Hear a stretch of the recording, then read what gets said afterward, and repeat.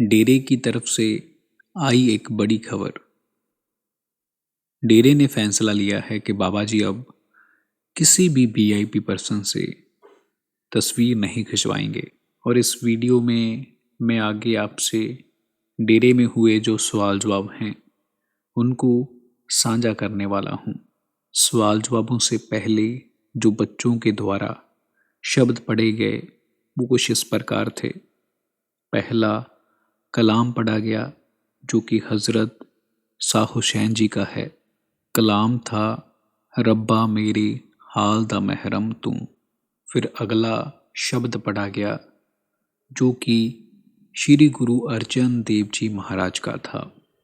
शब्द था जैसा सतगुर सुनींदा तैसो ही मैं डीठ।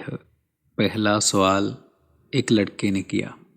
उसने कहा बाबा जी मेरी शादी हो चुकी है और मैंने ऐसा कौन सा कर्म कर दिया था जिसके कारण मेरी माताजी ने मुझे घर से निकाल दिया।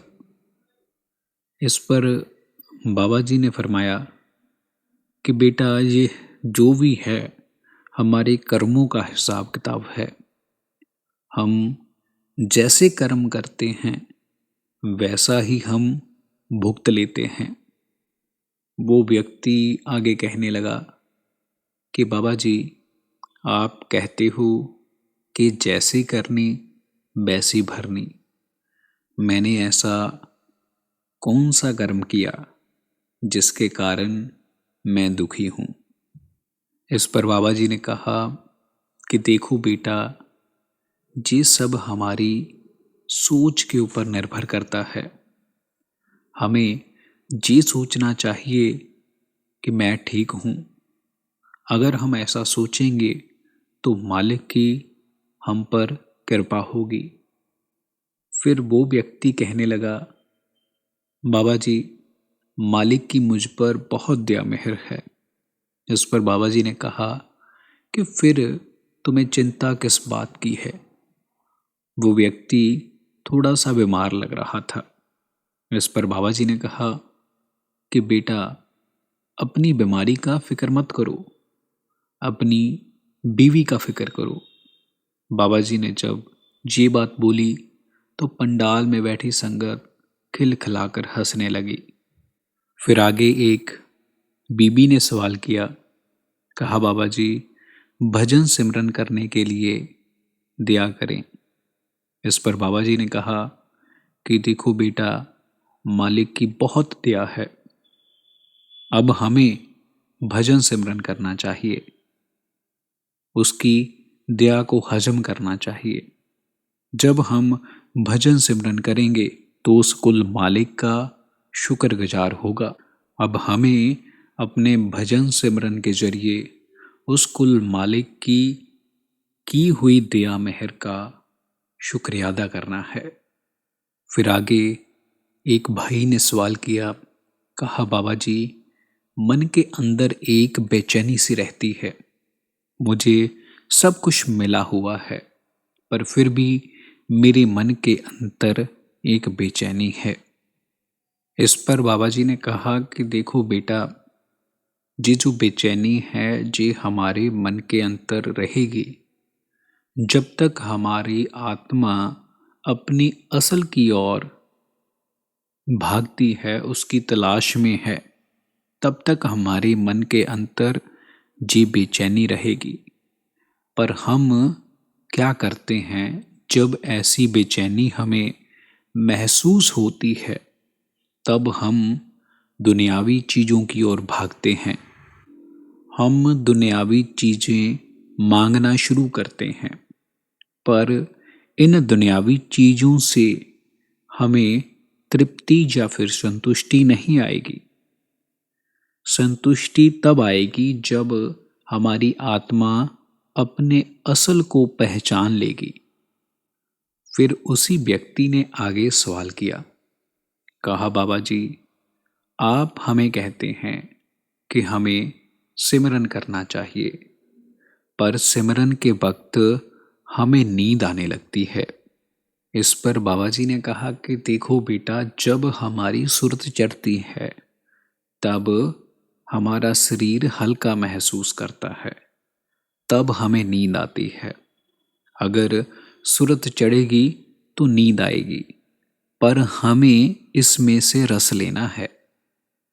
फिर वो व्यक्ति आगे कहने लगा कि जब बाबा जी हमें जाग आती है तब सुबह हो जाती है।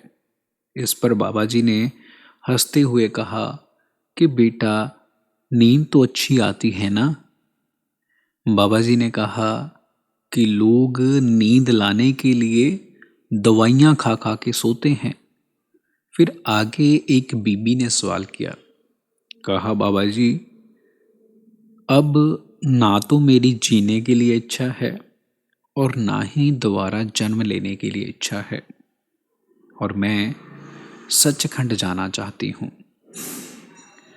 इस पर बाबा जी ने कहा कि देखो बेटा, मालिक ने हमें जिस मकसद के लिए भेजा है, जिस कार्य के लिए भेजा है, हमें उस कार्य को दिल लगाकर पूरा करना चाहिए। हमने मालिक के भाने में रहना है। फिर उसी बीबी ने आगे प्रश्न किया, कहा बाबा जी, जब मुझे नामदान मिला तो मैंने भजन सिमरन किया, आपने मुझ पर दया की और मैंने उस दया को किसी और के साथ साझा कर दिया। बाबा जी, वो दया मुझ पर आप दोबारा कर दो। इस पर बाबा जी ने कहा कि देखो बेटा, मालिक के घर में किसी चीज़ की कमी नहीं है कि वो आपसे एक चीज़ लेकर किसी और को देगा। बाबा जी ने कहा कि अब आपकी ज़िंदगी में पहले जो कुछ हो गया उसको छोड़कर आगे सही कदम रखें और मालिक की दी हुई चीज़ को हजम करना सीखें, उसकी बख्शिश को अपनाना सीखें। फिर आगे किसी व्यक्ति ने सवाल किया, कहा बाबा जी, मेरे अंदर बहुत सी कमियां हैं, मैं गुनाहगार हूँ। इस पर बाबा जी ने कहा कि देखो बेटा, मैं विच ऐब गुनाह ना होंदे तू बख्शेंदा किनू हो।